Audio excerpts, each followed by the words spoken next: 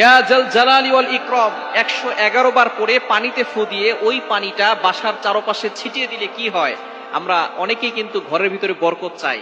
এই বরকত যদি আপনি পেতে চান, অভাব দূর করতে চান, খুবই গুরুত্বপূর্ণ একটি আল্লাহ তাআলার গুণবাচক নাম হচ্ছে ইয়া জাল জালালি ওয়াল ইকরাম। আল্লাহ পাক রব্বুল আলামিনের এই গুণবাচক নাম করে দোয়া করলে আল্লাহ তাআলা সেই দোয়াটা কবুল করেন। এটা আল্লাহ তাআলা নিজে বলে দিয়েছেন। কোরআন খুলেন 9 নম্বর পারা 13 নম্বর পৃষ্ঠার 4 নম্বর লাইন, সূরা আরাফের 180 নম্বর আয়াতে আল্লাহ বলছেন ওয়ালিল্লাহিল আসমাউল হুসনা ফাদউহু বিহা।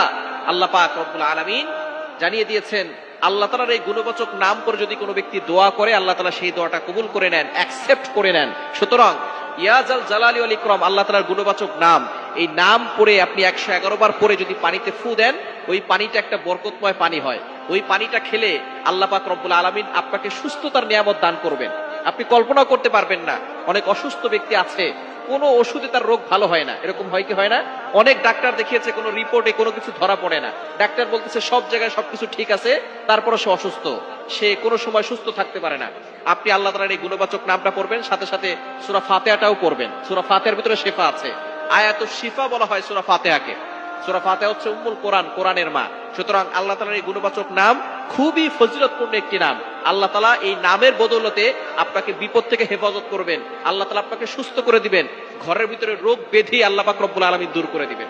সুতরাং এটা পানিতে পড়ে ওই পানিটা যদি আপনি খেতে পারেন, আল্লাহ পাক রব্বুল আলামিন আপনাকে শিফা দান করবেন।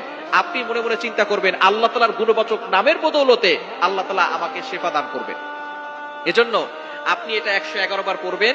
111 বার পরে পানিতে ফু দিয়ে পানিটা যদি আপনার ঘরের চারপাশে ছিটিয়ে দেন, তাহলে 1 নাম্বার হচ্ছে আপনার ঘরের সকল অসুস্থতা দূর হয়ে যাবে। রোগ ব্যাধি আল্লাহ পাক রব্বুল আলামিন এই নামের উসিলায় সবকিছু দূর করে দিবেন, এবং আল্লাহ পাক রব্বুল আলামিন ওই ঘরের ভিতর থেকে অভাব দূর করে দিবেন, এবং আল্লাহ পাক রব্বুল আলামিন ওই ঘরের ভিতরে বরকত দান করবেন। এবং ইয়া জাল জালালি ওয়াল ইকরাম যদি আপনি 111 বার পরে দোয়া করেন, আল্লাহ পাক রব্বুল আলামিন সেই দোয়াটা কবুল করে নেবেন। অবশ্যই আপনি ওযু করে আমলটি করার চেষ্টা করবেন। ওযু করে আমল করলে এরপরে দুরূদ শরীফ পড়ে আমলটি করবেন। দুরূদ শরীফ প্রথমে 3 বার পড়বেন, শেষে 3 বার পড়বেন।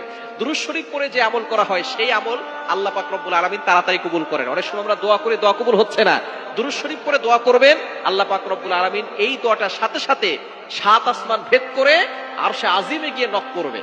আর দুরূদ শরীফ না পড়লে সেটা মুআল্লাকুন, পেইন্টিং অবস্থায় থাকে, ঝুলন্ত অবস্থায় থাকে। দুরূদ শরীফ পড়বেন, প্রতিটি আমলের শুরুতে দুরূদ শরীফ পড়ার চেষ্টা করবেন। আপনি ওযু করে আমলটি করবেন, 3 বার দুরূদ শরীফ পড়বেন, এরপরে ইয়া জাল জালালি ওয়াল ইকরাম 111 বার পড়ে আবারও 3 বার দুরূদ শরীফ পড়ে পানিতে ফু দিবেন। ওই পানিটা খাবেন, আল্লাহ পাক রব্বুল আলামিন সুস্থতার নিয়ামত দান করবেন, এবং ঘরের চারপাশে ছিটিয়ে দিবেন। দেখবেন আল্লাহ তাআলা ওই ঘর থেকে অভাব দূর করবেন, আল্লাহ পাক রব্বুল আলামিন রিজিক প্রশস্ত করবেন, আল্লাহ পাক রব্বুল আলামিন ওই ঘরের ভিতর থেকে রোগ ব্যাধি দূর করে দিবেন, এবং আল্লাহ তাআলা ওই ঘরের ভিতরে বৃষ্টির মতো রহমত দান করবেন, আল্লাহ পাক রব্বুল আলামিন বরকত নাযিল করবেন, এবং আল্লাহ পাক রব্বুল আলামিন দোয়া কবুল করবেন। যদি ঘরের ভিতরে শান্তি পেতে চান, ঝগড়াঝাটি লেগেই থাকে, অশান্তি লেগেই থাকে, আপনি আমলটি করতে পারেন। আল্লাহ পাক রব্বুল আলামিনের এই গুণবাচক নামের